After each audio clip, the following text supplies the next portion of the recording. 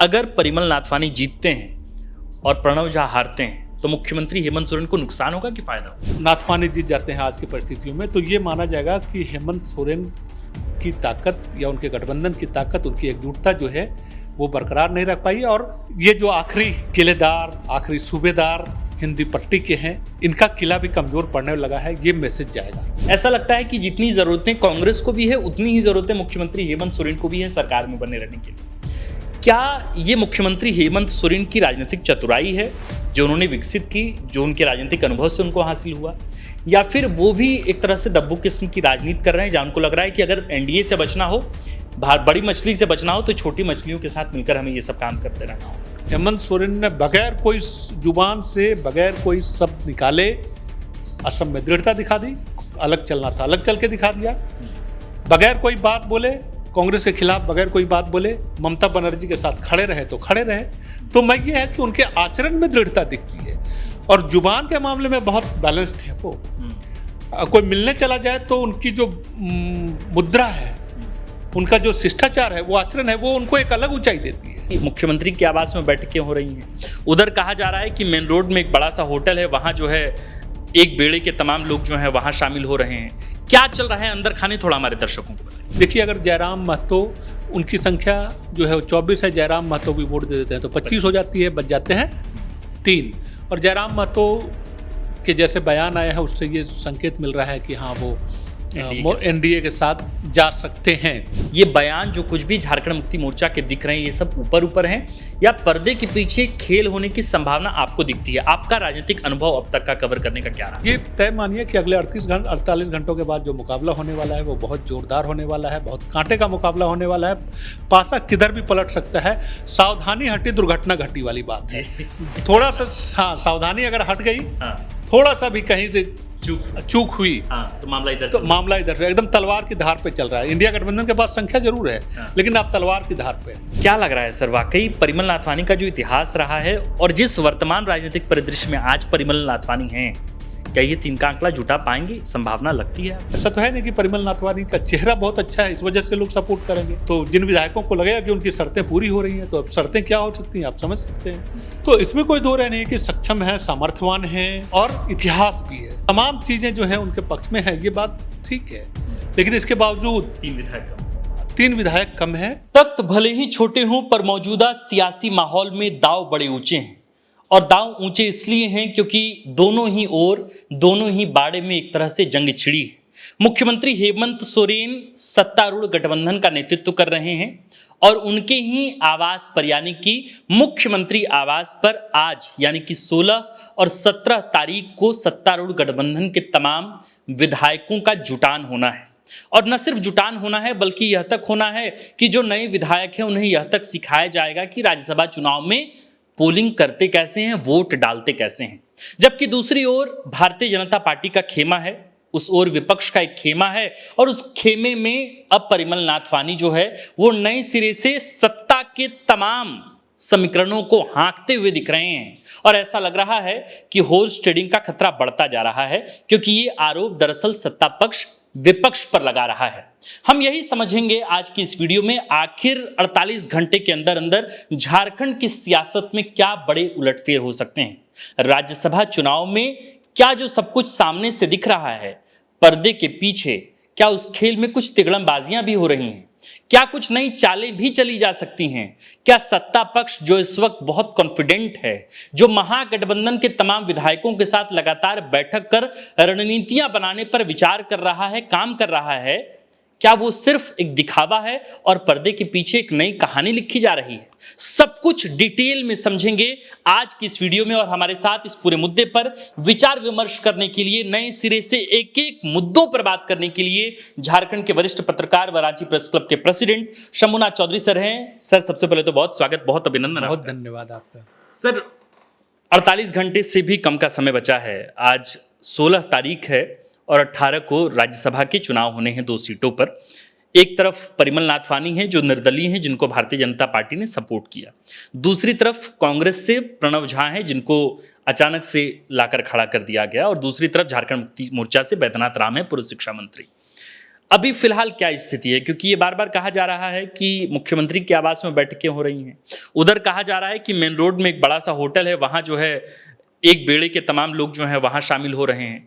क्या चल रहा है अंदर खाने, थोड़ा हमारे दर्शकों को बताइए। नहीं, जाहिर है सीटें 2 हैं जी, उम्मीदवार 3 हैं और पहली सीट का नतीजा तो सब लोग जानते हैं कि जेएमएम के कैंडिडेट बैजनाथ राम है, वो आसानी से जीत रहेंगे अगर कोई बहुत उलटफेर न हुई तो, क्योंकि संख्या बल पर्याप्त है, 28 वोट चाहिए और जेएमएम के 34 विधायक हैं।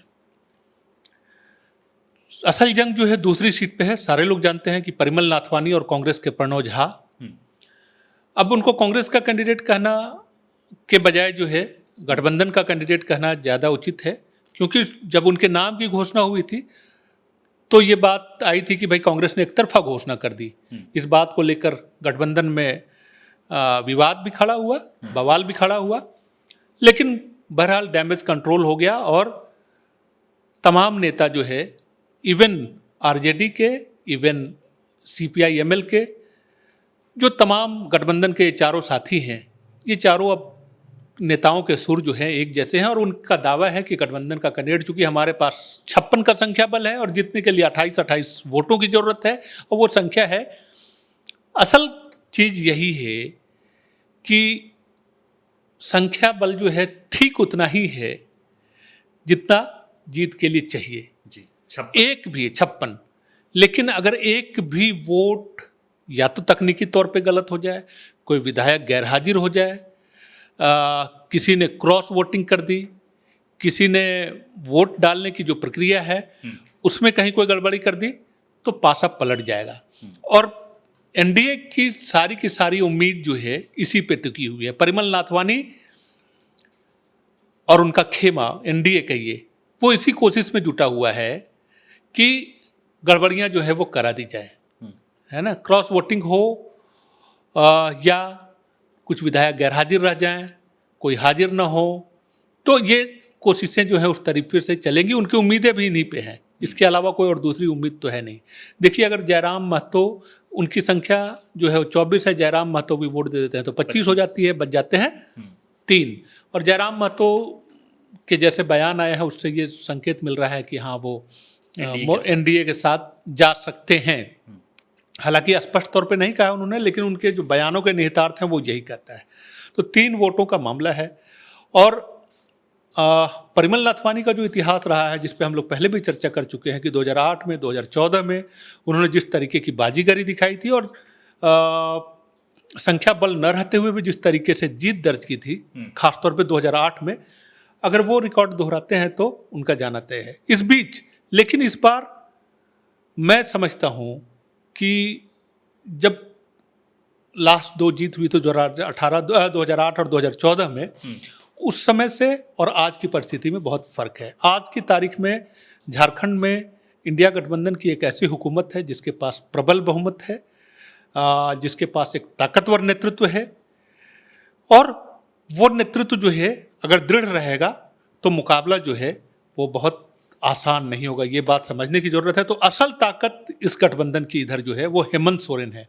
अगर हेमंत सोरेन प्राण से लगे रह गए, हेमंत सोरेन ने कल ये बात कही भी, उन्होंने जब पत्रकारों ने उनसे सवाल पूछा कि राज्यसभा चुनाव में क्या हो रहा है, आपके कुछ विधायक जो है इधर उधर जा सकते हैं क्या, तो उन्होंने कहा कि आप लोगों के रहते क्या होगा, किसकी मजाल है कि परिंदा भी पर मार ले, है ना। तो ये बात उन्होंने अगर ये कही है तो इससे उनकी दृढ़ता झलकती है, इससे उनकी इच्छा शक्ति झलकती है। और अगर पर्दे के पीछे कोई खेल नहीं हो रहा तो यही लग रहा है कि हेमंत सोरेन बहुत मजबूती के साथ दूसरे कैंडिडेट के लिए भी खड़े दिख रहे हैं। ठीक बात सर, मतलब राज्यसभा चुनाव को लेकर कहा जाता है कि जो सामने से होता दिख रहा है दरअसल वो होता नहीं, और पर्दे के पीछे जो कुछ होता है वही दरअसल असली कहानी होती है।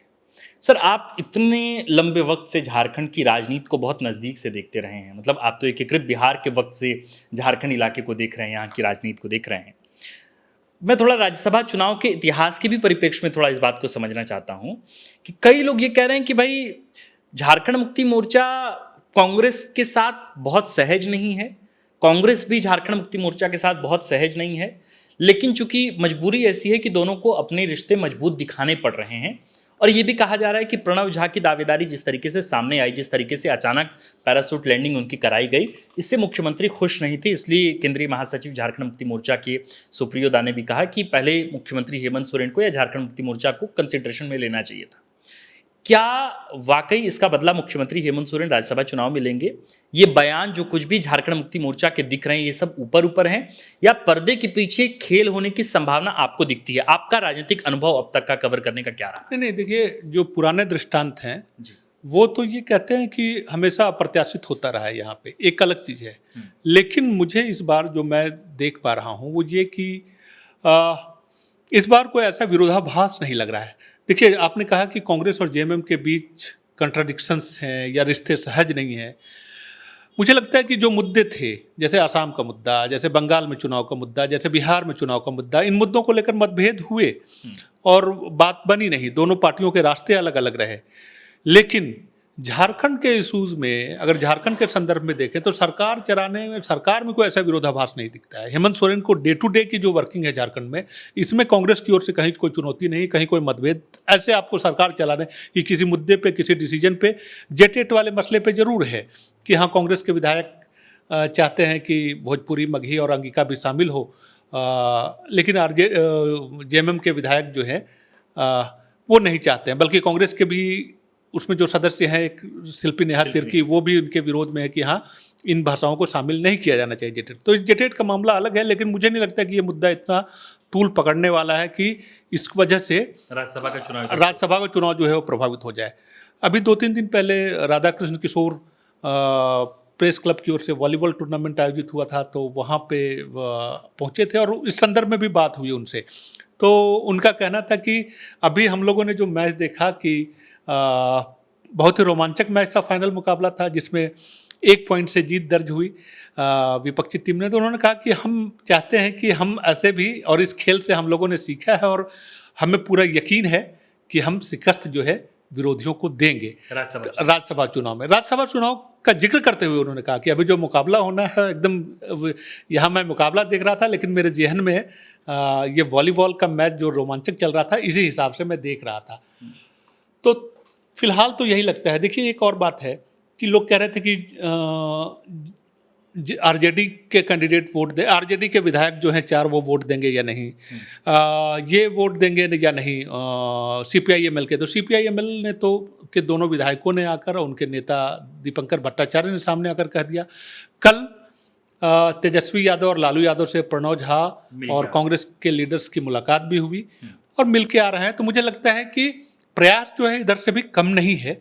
और खासतौर पे जब मॉक पोलिंग यहाँ भी 2 दिनों तक चलने की बात हो रही है, इसका मतलब कि दोनों पक्ष, आपने ठीक कहा शुरुआत में, आप ठीक बात कही कि दोनों पक्ष जो है वो अपने विधायकों को एकजुट रखना चाहते हैं। बल्कि कल की एनडीए की बैठक में 5-7 इन विधायकों का गैरहाजिर रहना, और इससे जो इस पर जरूर सवाल उठा। एक विधायक बीमार भी थे, प्रकाश राम, जिनके बारे में कहा जा रहा है। तो सवाल ये है कि जब दोनों पक्ष जो है इतनी तैयारियां शिद्दत के साथ जुटे हुए हैं, तो ये तय मानिए कि अगले 48 घंटों के बाद जो मुकाबला होने वाला है वो बहुत जोरदार होने वाला है, बहुत कांटे का मुकाबला होने वाला है। पासा किधर भी पलट सकता है। सावधानी हटी दुर्घटना घटी वाली बात है।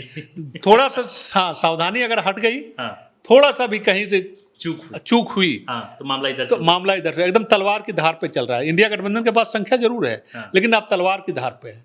अगर डगमगाया पांव तो गई भैंस पानी में वाली हालत थी। सर, लेकिन परिमल नाथवानी को लेकर बार बार ये बातें कही जाती हैं कि भाई परिमल नाथवानी पहले आंकड़ा जुटाते हैं, फिर चुनावी मैदान में उतरते हैं।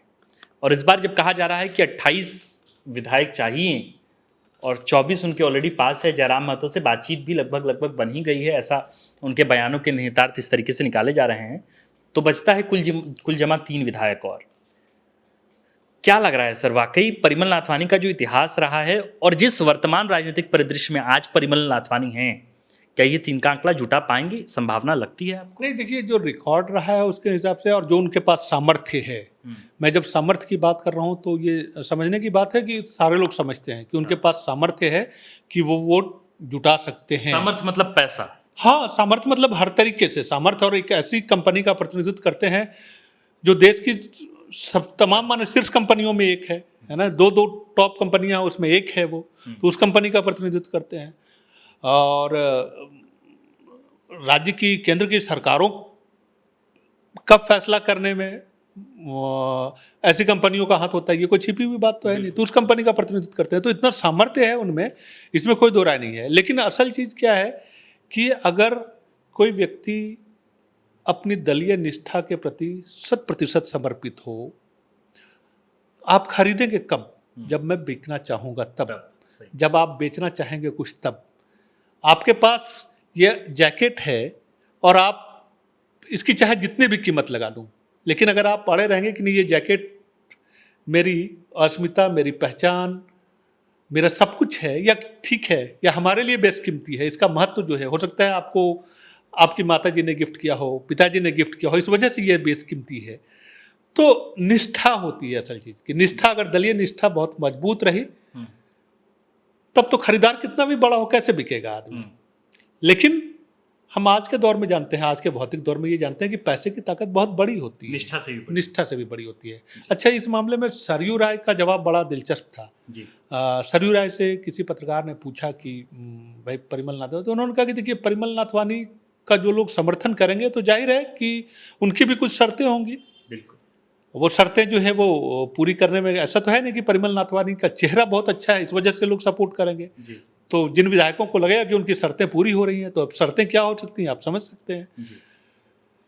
तो इसमें कोई दो राय नहीं कि सक्षम है, सामर्थ्यवान है, बहुत बड़ी कंपनी और इतिहास भी है, सब तमाम चीजें जो है उनके पक्ष में है, ये बात ठीक है। लेकिन इसके बावजूद तीन विधायक कम है। और वही बात मैं कह रहा हूँ कि इधर एक दृढ़ता जो है वो जो दिख रही है, अगर ये आखिरी क्षण तक बरकरार रह गई इंडिया गठबंधन की ओर से, तो परिमल नाथवानी रिकॉर्ड बनाने में हो सकता है चूक जाए। ये दृढ़ता और ये परीक्षा भी है एक तरीके से इंडिया गठबंधन की। ये हम आप इसकी पॉलिटिकल मैसेजिंग की बात, मैं सर इसी सवाल पे आना चाह रहा था। मैं चाहता था कि आपसे ये सवाल अलग से करूं कि भाई अगर परिमल नाथवानी चुनाव जीत जाते हैं तो मुख्यमंत्री हेमंत सोरेन के लिए कितना बड़ा सेटबैक होगा? क्या मैसेज आएगा मुख्यमंत्री हेमंत सोरेन को लेके? क्या उनकी ताकत को कम आंकने की तैयारी शुरू कर ली जाएगी कि भाई देखिए चुनाव से पहले राज्यसभा चुनाव में उनकी उल्टी गिनती शुरू हो गई, इस तरीके से देखा जाएगा? कैसे देखते हैं अगर परिमल नाथवानी जीतते हैं और प्रणव झा हारते हैं तो मुख्यमंत्री हेमंत सोरेन को नुकसान होगा कि फायदा होगा? देखिए, हम हिंदी पट्टी में जो राजनीति की हवा चल रही है अभी, जो बल्कि तूफान चल रहा है, आंधी चल रही है, एक ध्रुवीय राजनीति होती चली जा रही है। आप किसी पार्टी से जीत के आए, कहीं से आए, कितनी बड़ी क्षेत्रीय ताकत हो, अंततः जो है बीजेपी की धारा की ओर आप जाते हुए दिख रहे हैं। हिंदी पट्टी में एकमात्र हेमंत सोरेन है जो पूरी प्रतिरोध की ताकत के साथ अब तक खड़े रहे हैं।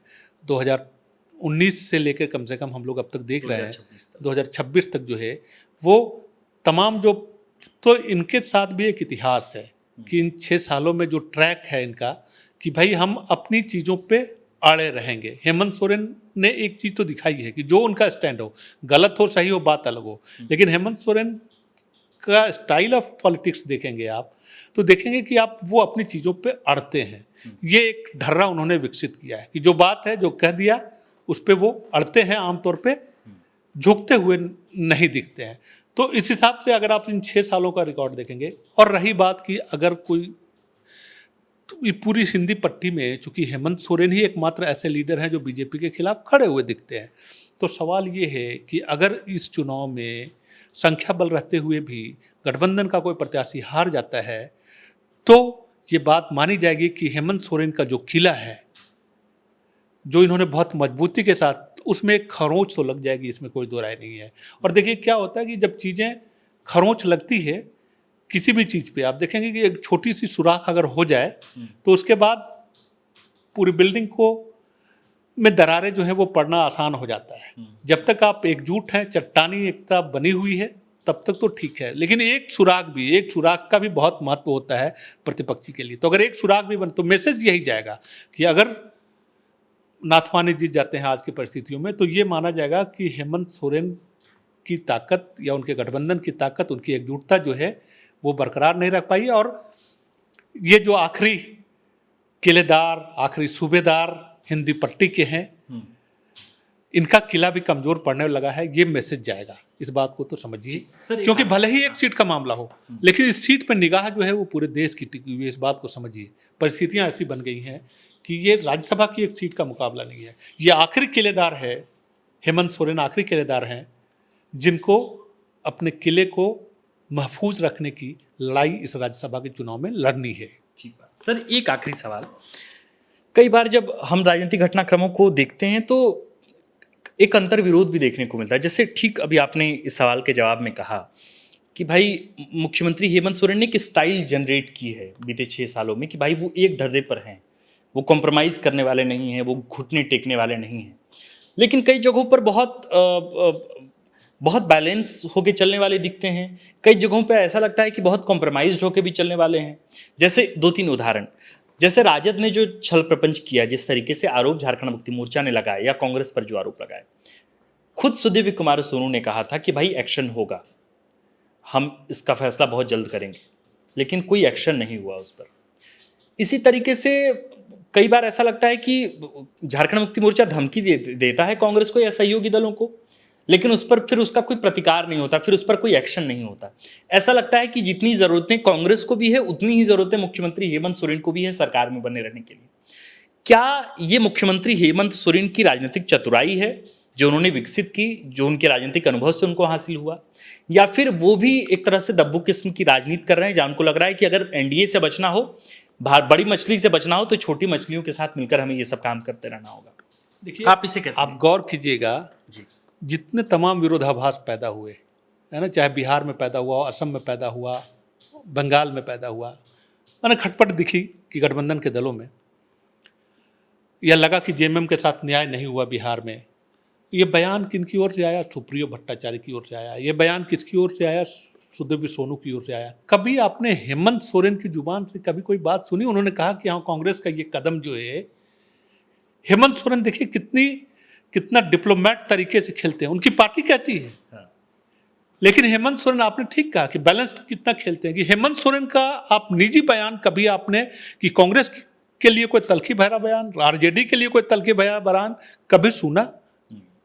किसी ने कभी कहा? हेमंत सोरेन ने कभी व्यक्तिगत तौर पे नहीं। हमला करने के लिए उनके पास कि सहयोगी जब न्याय नहीं कर रहे हैं इनके साथ, या सहयोगियों के साथ तालमेल नहीं हो रहा है, तो ये बात कहने के लिए प्रवक्ता है पार्टी के मंत्री हैं, वो ये बात कहते हैं। सुदीव्य सोनू कहते हैं कि हम बदला लेंगे।